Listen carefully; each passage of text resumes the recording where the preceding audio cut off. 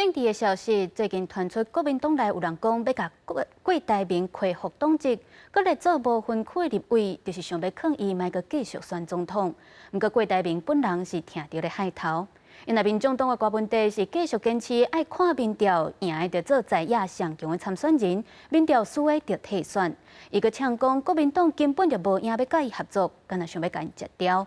另外，民进党的赖清德今仔日是去台中连续走5场，拍拼来争取支持。要拼独立参选2024正副总统，鸿海创办人郭台铭的副手赖培霞甲伊的翁婿做伙出来签联署，嘛甲民众热情互动。最近有国民党人士建议伊恢复党籍，立做第一无分区立委，抗替郭台铭。不过郭台铭本人听到这个讲法，一直害头。有打算回国民党的意思吗？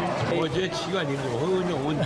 郭办是正式背回批评乱放风声。另外，第二届去美国访问的民众党参选人郭文铁，对若袂合这个议题，坚持以民调决定上强的人选需要退选。不过，传出国民党高层表示侯友宜无可能退选，佮讲要为立委选举开始，以民调来决定各选区若被倒一名提名，互郭文铁挡袂掉，佮呛声。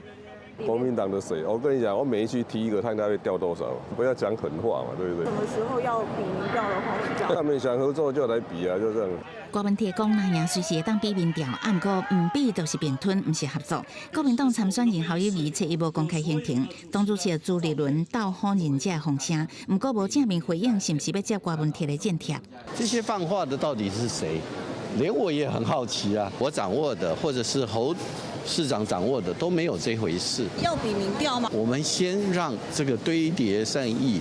那是民进党参选人赖清德规工拢伫台中连走5场，经营路线经过基本盘，嘛替立委参选人邮票。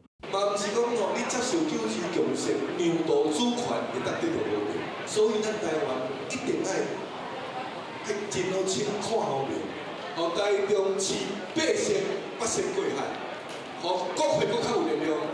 根据美丽岛电子报上新的民调显示，三卡都的政局，赖清德支持率达到3.9%，侯友宜2.3%第二，郭文铁落到1.9%。你做是4卡都，赖清德是3.6%，侯友宜2.1%，郭文铁1.6%，郭台铭敢若7%。